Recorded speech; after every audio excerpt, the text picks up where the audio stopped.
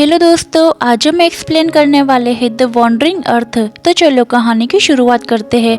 Movie की starting में सन दिखाया जाता है 2023 का, और यहाँ पता चलता है सूर्य अब धीरे धीरे बढ़ता जा रहा है और वो 100 साल में इतना ज़्यादा बढ़ जाएगा कि वो पूरी दुनिया को तबाह कर देगा।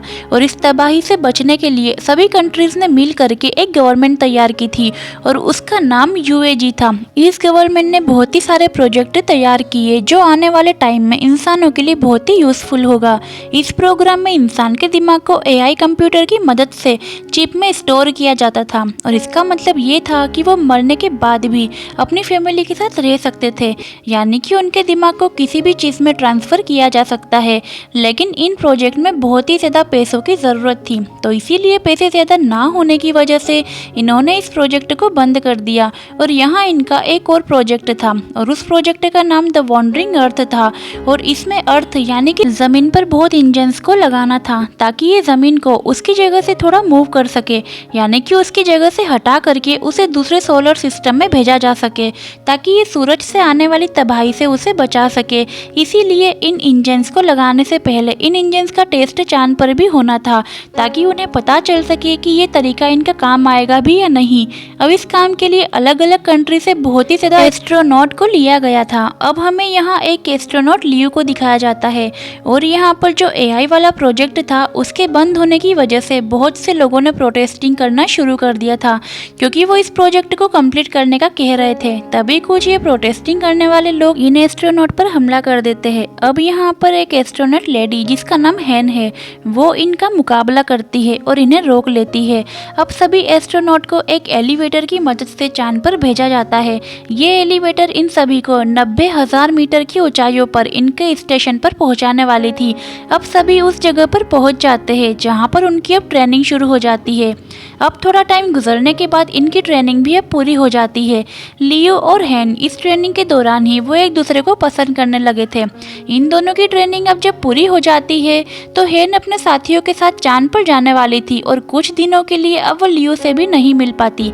इसीलिए लियो उसके लिए फ्लावर्स लेकर के आता है, लेकिन उससे पहले लियो फूल दे करके एलिवेटर से बाहर निकलता उसका दरवाजा बंद हो जाता है, और वो भी अब इन्हीं के साथ यहीं पर फंस जाता है। और वो एलिवेटर अब चांद पर जाने के लिए चलना भी शुरू हो जाता है, और इनके पास कोई और रास्ता भी नहीं होता। इसीलिए हैन जल्दी से लियो को स्पेस सूट पहनने का कहती है ताकि वो इनके साथ जा सके। और तभी इन्हें पता चलता है कि इनका सारा सिस्टम अब हैक हो गया है, यानी कि उनके सारे सिस्टम को किसी ने अपने कंट्रोल में कर लिया था, और उनके ऊपर भी अब हमले होने लगे थे। और तो और साथ में वो एलिवेटर दोबारा से जमीन पर जाने वाली थी। तभी इनके एलिवेटर में एक प्रोटेस्टिंग करने वाले लोग भी आ जाते हैं, और वो इन पर हमला करने लगते हैं और सभी की ID यानी कि सभी चीज़ों को चुराने लगते हैं ताकि वो उनके सिस्टम को पूरी तरह से अपने कंट्रोल में कर ले।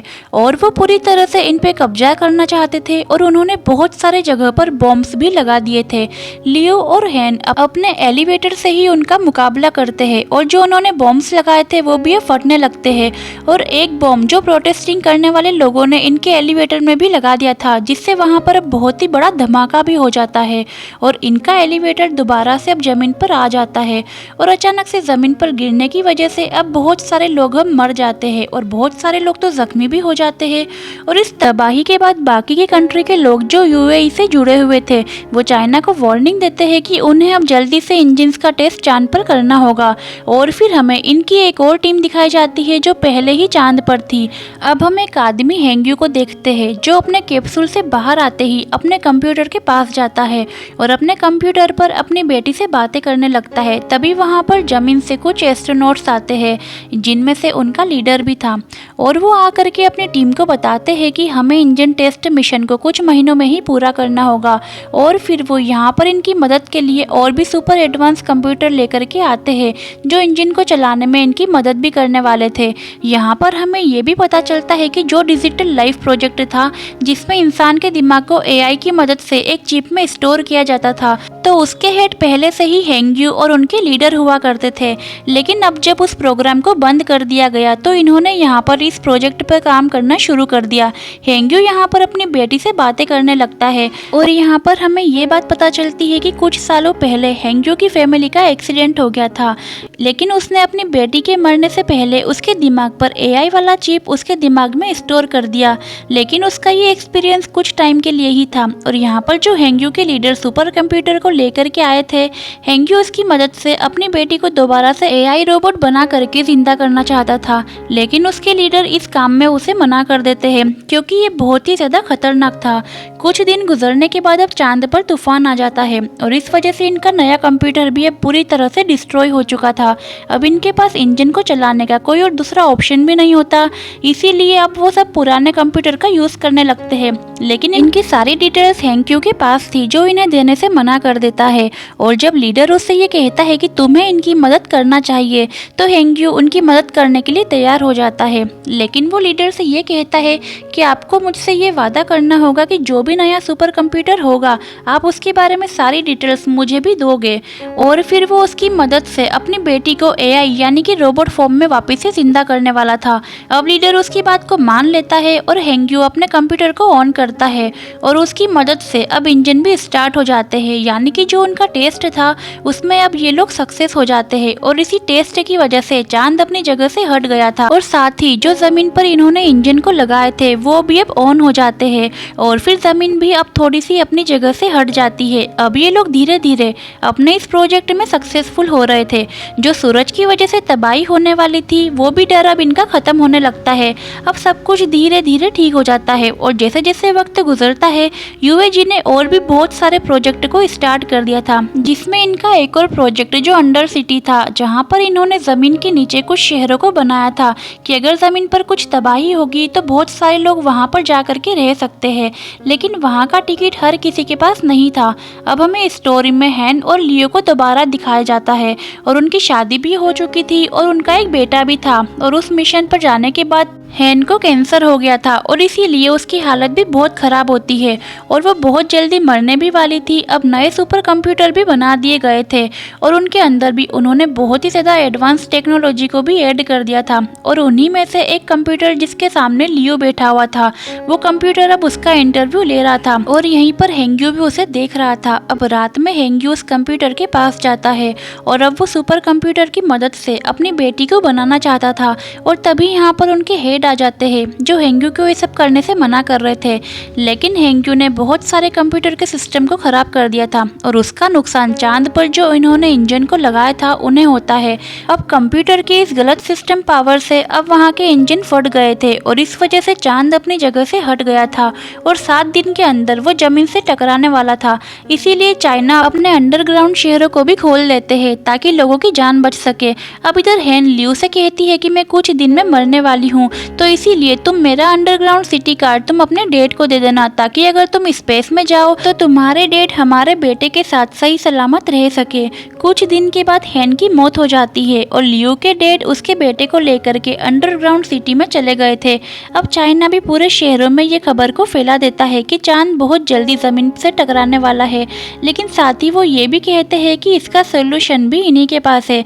अब वो स्पेस में जा करके चांद पर बहुत ही ज्यादा धमाके करेंगे जिससे चांद जमीन से थोड़ा दूर हो जाएगा और फिर जमीन पर इंजन को लगा करके उसे चांद से दूर ले जाएंगे और फिर इस काम में इन्हें गवर्नमेंट ने भी हाँ कर दी थी। अब लियो भी इस मिशन में स्पेस में चला गया था और वो जा करके अपने हेड से मिलता है और फिर वो उसे ट्रेनिंग देने वाले थे। जब लियो की ट्रेनिंग पूरी हो जाती है तो फिर वो अपनी टीम के साथ स्पेस क्राफ्ट में बैठ करके चांद की तरफ निकल जाता है और इनका काम ये था कि चांद पर जा करके बहुत सी जगहों पर बॉम्ब्स को गिराना। अब ये बॉम्ब्स को गिरा करके वापस से लौट रहे थे और तभी एक दूसरा स्पेस क्राफ्ट अनबैलेंस हो करके इनके स्पेस क्राफ्ट से टकरा कर डिस्ट्रॉय हो जाता है और इस वजह से इनका स्पेस क्राफ्ट शाफ्ट भी डैमेज हो गया था। अब ये लोग जल्दी से अपने कैप्सूल की तरफ जाते हैं, लेकिन ये 4 थे और कैप्सूल में सिर्फ 3 ही सीट थी। इसीलिए लियो जाने से मना कर देता है और फिर वो अपने साथी को भेज देता है और खुद यहीं पर रहने का फैसला करता है। जमीन पर हेंग्यू और लीडर भी आ जाते हैं और यहाँ पर आकर के उन्हें ये पता चलता है कि हर चीज को ठीक करने के लिए उन्हें इंटरनेट सिस्टम को ऑन करना होगा जो अब खराब हो चुका था। अभी सारी टीम समुद्र के अंदर जाने का फैसला करती है। यहाँ पर इनका एक और स्टेशन था और लीडर और हेंग्यू को समुद्र के अंदर जा करके सुपर कंप्यूटर की मदद से इंटरनेट को ठीक करना था और इनके साथ 2 रोबोट्स भी थे जो पावर स्टेशन तक आने के लिए इनकी मदद कर रहे थे, लेकिन ओवर पावर होने की वजह से इनका एक रोबोट खराब हो जाता है और इसीलिए अब इन्हें सुपर कंप्यूटर की मदद से ही इंटरनेट के सिस्टम को ठीक करना था। और इधर बम के फटने की वजह से सब कुछ अब जमीन पर आकर के गिरने लगा था और उसका कुछ हिस्सा समुद्र में भी हेंग्यू और लीडर के पास आकर के गिरता है और इस वजह से उनके स्टेशन में भी समुद्र का पानी आने लगा था। लीडर पानी में डूबकर मरने ही वाले थे। अब हेंग्यू उन्हें बचाने की कोशिश भी करते हैं, लेकिन वो नहीं बच पाते। लीडर मरने से पहले हेंग्यू को सुपर कंप्यूटर का सीक्रेट कोड भी बता देता है जिनसे इंटरनेट चालू करके पूरी दुनिया को बचाया जा सकता था, जो बताने के बाद ही लीडर की मौत हो जाती है। इधर दूसरी तरफ गवर्नमेंट भी अपनी कोशिशों में लगी हुई थी और वो इस प्रॉब्लम से बचने के लिए 300 लोगों की टीम को स्पेस में भेजने का फैसला करते हैं, जो जा करके चांद पर बम गिराने वाले थे। और ये टीम जा करके स्पेस में लियो से मिलते हैं जो अभी भी स्पेस में ही था और ये लोग इसे कैप्सूल में बिठा करके वापस से अर्थ पर भेजना चाहते थे, लेकिन अब लियो जाने से मना कर देता है। इधर हेंग्यू भी अभी इंटरनेट सिस्टम को ठीक नहीं कर पा रहा था।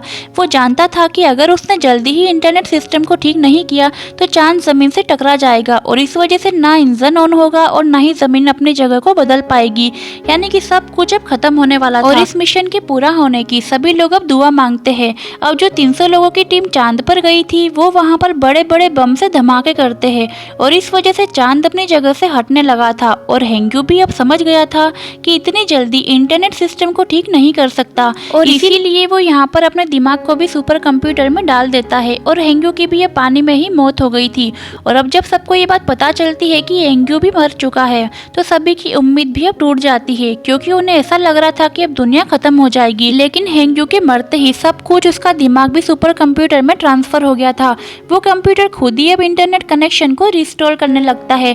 अब जमीन पर सभी इंजन भी अब चालू हो गए थे। एक्चुअली उन सुपर कंप्यूटर के अंदर हेंग्यू का दिमाग था और इस वजह से इंटरनेट के ठीक होते ही सारे इंजन स्टार्ट हो जाते हैं और चांद भी अब जमीन से दूर हो जाता है और ये मिशन भी इनका कामयाब हो जाता है और पूरी दुनिया भी अब बच जाती है और सभी लोग अब बहुत ही ज्यादा खुश होते हैं। और फिर इन लोगों ने अपना नया सफर भी शुरू कर दिया था। उसके बाद में 2065 को दिखाया जाता है और अब जमीन पर और भी ज्यादा ऐसे ही इंजन को बनाने का काम चल रहा था और लियो भी इस मिशन में शामिल था। और फिर इसी के साथ ये कहानी यहीं पर खत्म हो जाती है। तो दोस्तों, कैसी लगी आपको ये मूवी और हमारा एक्सप्लेन कमेंट में जरूर बताना। और अगर आप हमारे चैनल पर नए आए हो तो सब्सक्राइब किए बिना मत जाना। मिलते हैं अगली मूवी में। Thank you for watching.